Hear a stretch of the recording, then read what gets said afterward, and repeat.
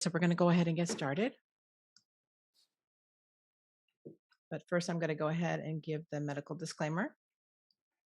The information provided is for educational purposes and is not intended as medical advice or a substitute for medical advice of a physician or other qualified healthcare professional. We do not aim to diagnose, treat, cure, or prevent any illness or disease, and you should always consult with a doctor or healthcare professional for medical advice or information about diagnosis and treatment. And the information in this presentation has not been evaluated by the Food and Drug Administration or any other medical body. So, good morning, good afternoon, good evening, wherever you are in the world. This is Dr. Dori Narbo, and I am your host on today's call. For those of you who don't know me, I'm a clinical researcher and an author of several books. Welcome, everyone, to our Tuesday call with Clayton Thomas, who is the founder of Root. Clayton has over 25 years of experience in the health and wellness industry. And for the past 16 years, he's focused on detoxification and supplementation formulas with a simple philosophy: cure the cause. Hello, Clayton, and welcome to the call. Happy Tuesday. Hey, hey. And the proverbial weekly question. What is that? What's the subject? Well, today we're going to talk about neurotoxicity. Oh, yes. Mm-hmm. So last week, of course, we had their Q&A. So we're just going to jump right into it about neurotoxicity.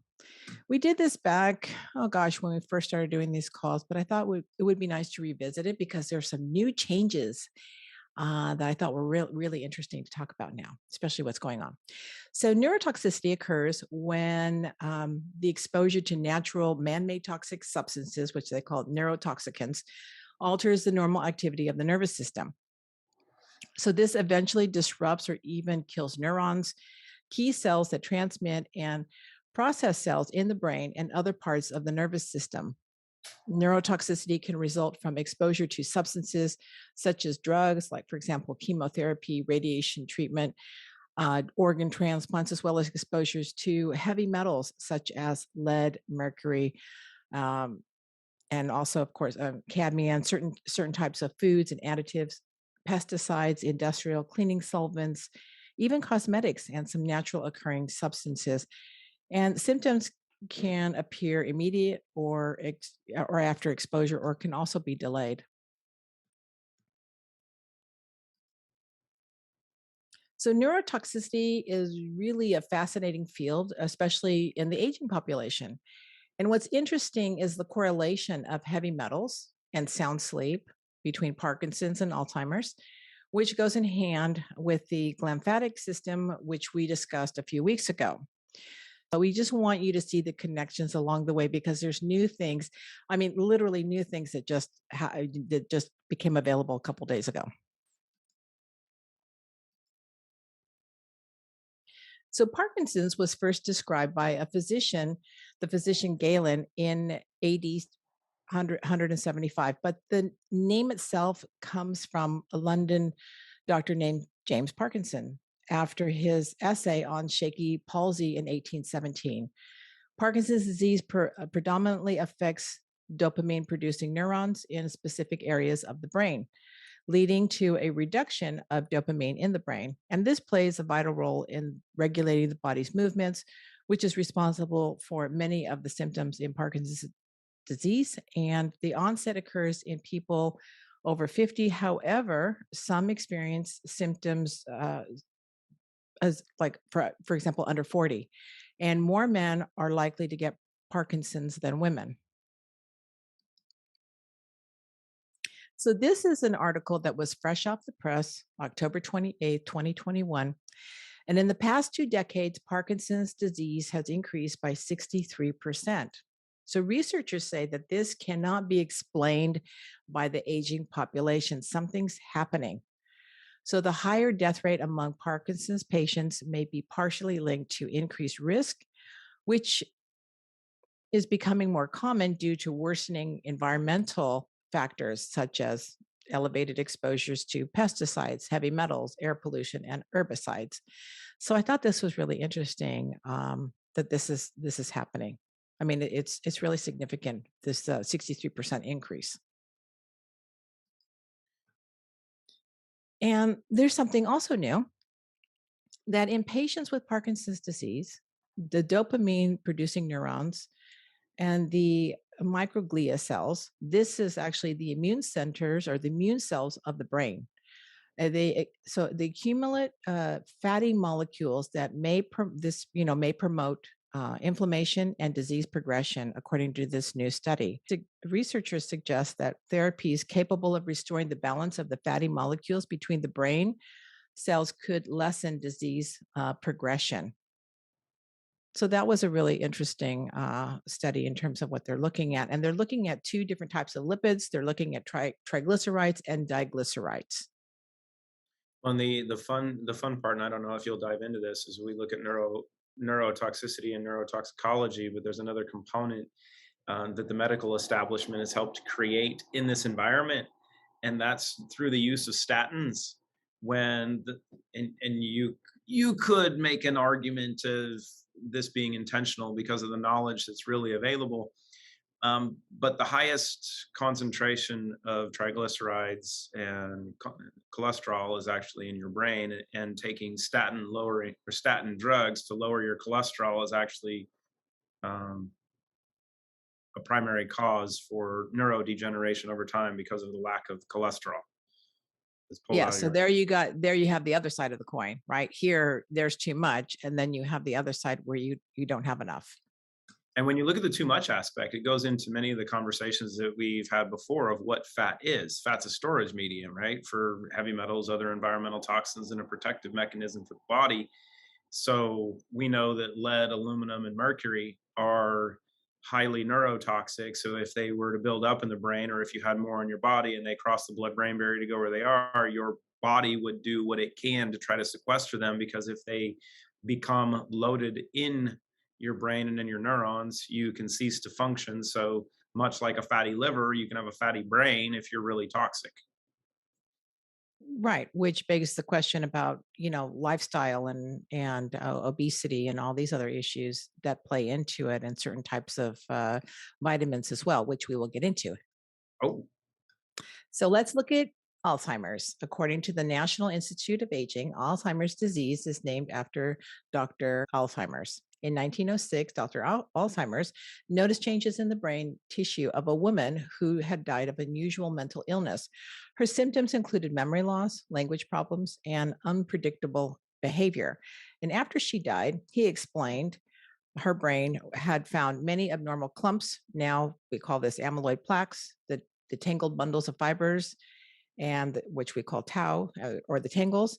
And that as more neurons die, additional parts of the brain are affected and begin to shrink. And the final stage of Alzheimer's, and the damage is widespread, and the brain tissue has shrunk significantly.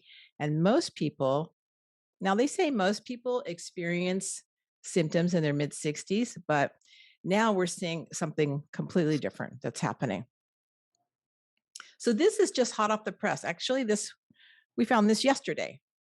What's today's date? Is today the ninth? yep. It is the ninth. It is the ninth, and this came out yesterday, right? So this is published in the Journal of Alzheimer's Disease. Introduces the possibility that there could be similar effectiveness beyond penicillin's current role in the treatment of infections like syphilis and gonorrhea. What's interesting here is the two regimens proposed by this hypothesis: prevention using penicillin via once a year, like now they want to give you a once a year shot, or a pill for 2 weeks, or for the treatment of early onset Alzheimer's using penicillin as a drug, such as rifampin, to break, get this, the biofilms, so that penicillin can break through into the body. So researchers say that the path of Alzheimer's in the tissue of patients starts with two types of spiral-shaped bacteria known as the spirochetes, which come from Lyme disease and treponema. So these are dangerous bacteria that enter the brain via the nerve cell and brain circuits, and create biofilms that are responsible for the tangles, which is the tau, and attack the brain cells that actually cause Alzheimer's. So what the research is saying now is that Alzheimer's disease is a chronic infection. Up until this point, no one has been able to find these biofilms that cause disease hidden in live tissue. So that's really interesting. I would argue that it could be one aspect, because the rest of the research, if you look at chronic traumatic encephalopathy and chronic toxic encephalopathy, the correlations drawn between mercury and aluminum and tau development are very, very well established. So when you bring all of these together, are you creating additional pathways of chaos, with the exposure of you know Lyme and spirochetes and the Borrelia bacteria. What's really important to understand with Lyme as well, because people thought that Lyme disease was something that you just get from a tick bite, but the problem is Lyme is actually sexually transmitted as well.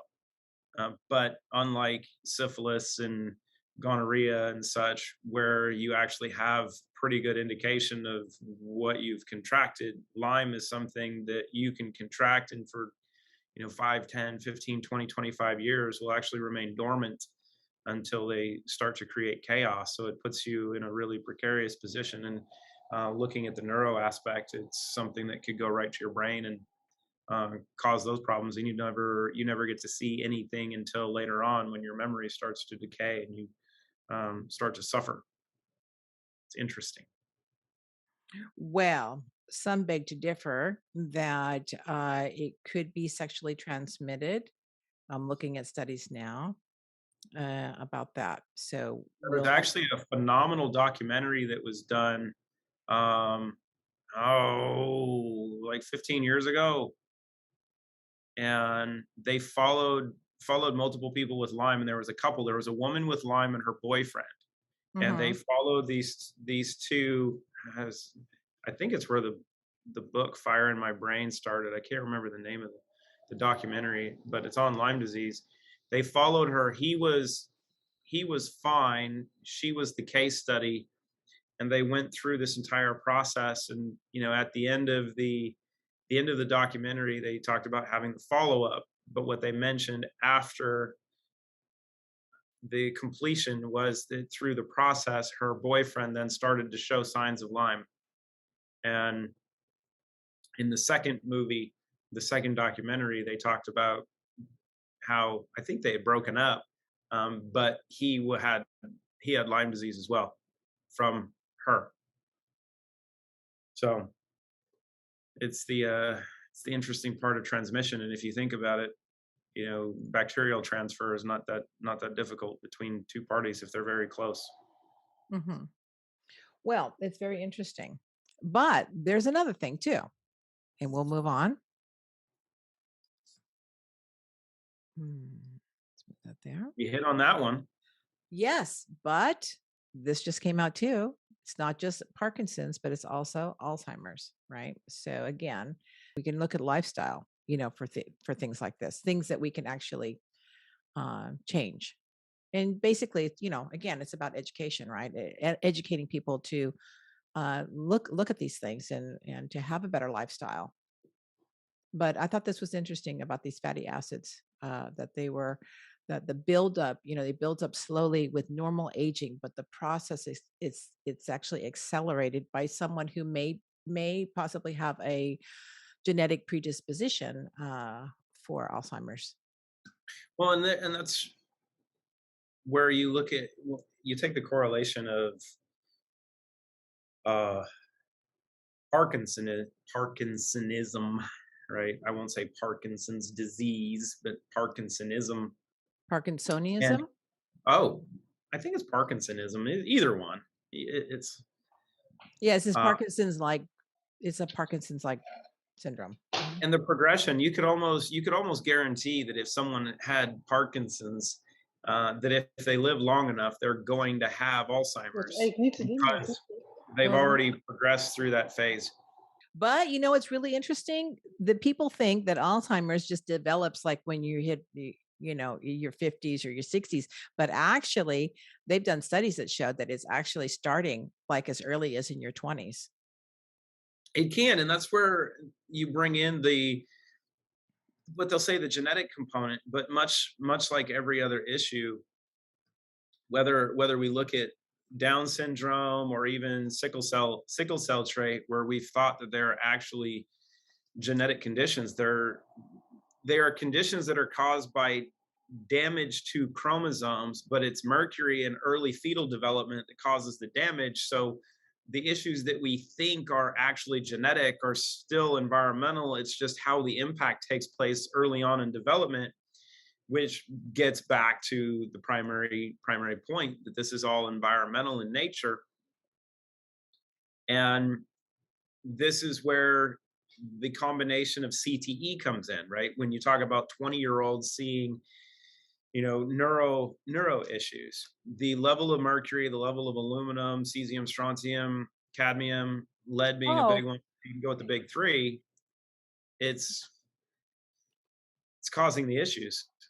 yeah, I was going to say that, a lot of these athletes that are practicing on that turf grass is loaded with all kinds of chemicals and things like that as well. Yeah, absolutely. And that actually, the first study on that was done in Seattle, when I still lived there, looking at soccer players, because there was a female goalkeeper in the Seattle area. I think she was like 16 or 17 years old, that developed leukemia and lymphoma, that didn't make sense. And they started looking at it and all of the little rubber pieces that they put on those fields. And it would make sense that the goalkeepers are the ones that would show symptoms quicker, because they're diving on it, where, field players aren't typically going down as much, but goalkeepers are actually down on the ground quite a bit. That her exposure from a couple years of playing soccer actually caused her to get leukemia. Mhm, And you have to pay attention to every aspect of your environment. But the other part goes in is when you look at environmental impact, exposure to environmental toxins, but then lifestyle, because we know that there's two forms of CTE. I actually called Boston University about this when they started doing the CTE study with the NFL, that if they looked at the amount of mercury exposure in the brains when they were doing necropsies, and their answer was no, because had they wanted to do that, they would have had to change the study protocols, which would have changed how the NFL was funding them. And if you can get a couple $1 billion from the NFL, you don't change your study protocols. But the big thing with CTE is there's two forms. There's chronic traumatic encephalopathy and chronic toxic encephalopathy. It's the toxins that cause the early onset issues, because the trauma acts like a magnet, an increase in ionic activity. So those heavy metals will migrate to those areas and build up the tau quicker.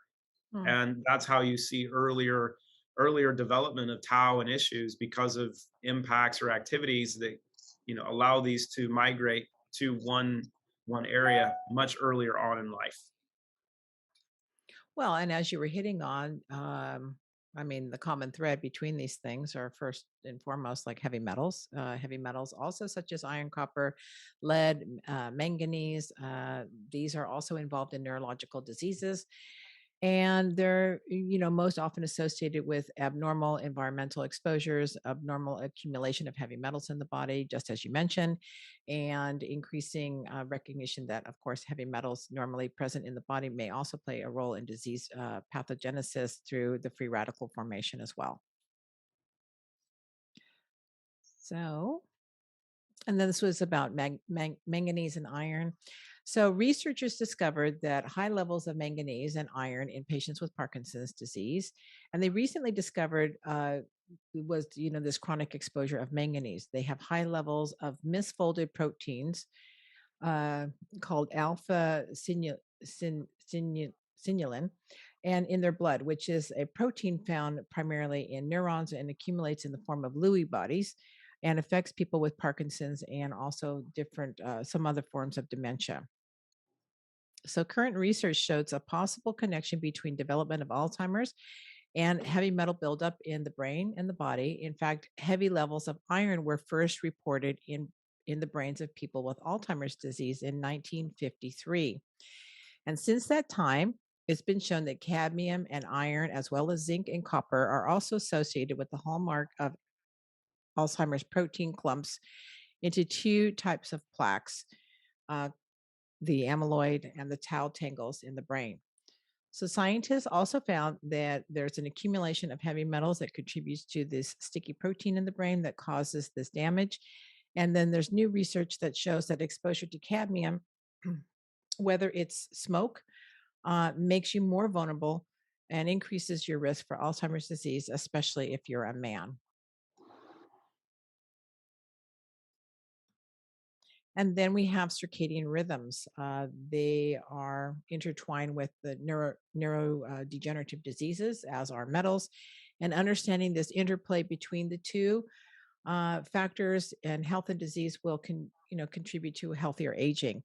And metal exposure again has been implicated in neurodegenerative diseases, in some cases involving essential micronutrients.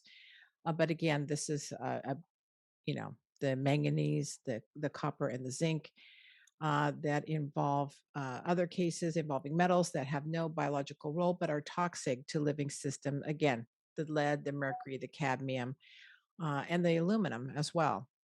And by the way, as we know, lead can also navigate through the blood-brain barrier. So, Primary one. what's that? It's a primary neurotoxin. Yeah. So, of course, sleep is our brain's housekeeper. It's the deep sleep in your REM sleep. This is deep clean. So, your brain is made to be self cleaning, but guess what? It can't do that if you don't sleep. We talked about this before, how the brain repeatedly rinses itself. The interstitial fluid comes up, mixes with the cerebral spinal fluid, grabs the plaque, but it has to be during this REM sleep. It can't happen it doesn't happen at any other time. So basically, the brain and the spinal cord bathe in this clear fluid all day, but at night, this surge, comes in and just basically takes the metabolic waste of the amyloid and the tau plaques and washes it away. And I think and I suspect that's the primary pathway that clean slate's working through to be so effective with the neural pathways. But it's funny if you want to understand how deep the sleep issues are, especially in the United States. If you watch television, I'd say a quarter of the television commercials are all predicated around sleep because there's been a process to keep people from sleeping well, right? Whether it's beds, pillows, sheets, sleep supplements, prescription medications, all things around helping you sleep. But the calcification of the pineal gland is what really controls all of that. And I think we're going to hit on that like right now. I know. It's like, have you seen my slides? Because like you're going ahead of me. Okay, so as we discussed, sleep is one of the most important biologically necessary to sustain life. It is your superpower. And your pineal gland is one of the tiniest endocrine glands that has a huge function and a huge responsibility to produce melatonin, right? In fact, there are already published studies about the pineal gland dysfunction in Alzheimer's patients. And melatonin regulates your biological rhythms, such as your sleep and wake cycles. And researchers have studied a potential connection between increased fluoride exposure and the pineal gland calcifications, as we've discussed before. Fluoride is naturally attracted to calcium, and some researchers believe that this increased fluoridation leads to increased pineal gland calcification. So, the decrease in the pineal gland volume and the pineal calcification leads to the reduction of melatonin production. And the pineal gland has the highest calcification rate of any tissue in the body, which is why it's so important to detoxify your cells. And as we've already learned, that serotonin is the precursor to melatonin, these two neurotransmitters, along with your pineal gland, are affected by heavy metals and toxins. In fact, there was a 2019 animal study called the Trusted Source in rats And they found that those rats were placed on a fluoride-free diet for 4 to 8 weeks, experienced a greater increase in the number of pineal gland cells compared to those who consume fluoridated food and drinking water. So all I can say is for the people in the UK that's getting that fluoride in the water and the milk, yeah, so better be on the clean slate. And also, and let's not forget, I've said it before, that fluoride is a heavy metal attractor. So, Correct. Well, and it's also important to understand that your pineal gland controls the circadian rhythm of the body, but it's also the our primary light antenna. So it's what connects us to our source. And by calcifying that, it allows all of these other negative antennas that are in us, because the heavy metals are all negative antennas.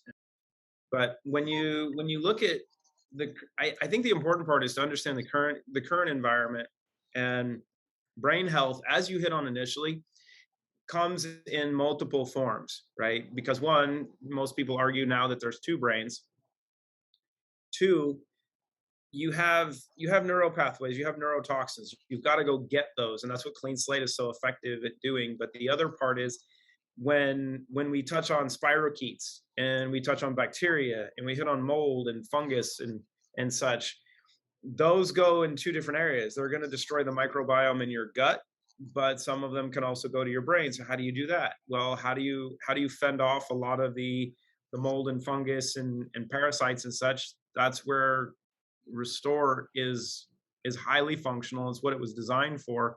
But then, as Dory was touching on initially, when you look at neural pathways, right, and neurotransmission, because part of the problem is a lack of signaling in between neurons. That's where you need dopamine and serotonin, and that's why Zero N is probably the greatest capsule I've ever taken in my life, because you have the ability to create as much dopamine and serotonin on demand as you need, but never going overboard.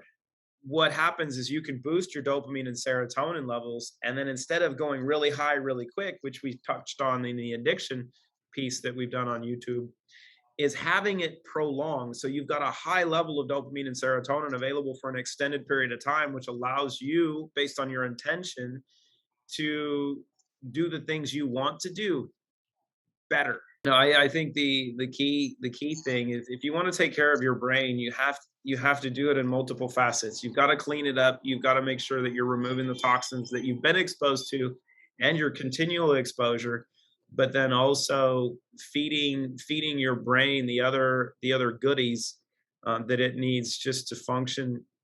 And it's here's the key. There's functioning good and well, which, and I've probably mentioned this numerous times before, I'm not a huge fan of wellness, right? Because wellness is just above like functional and poor. There's greatness. That's what we all want to attain. Most of us never see it. We see it in athletics where, we talk now about, being the greatest of all time. Having some athletes today, we have the argument of, are they greatest of all time?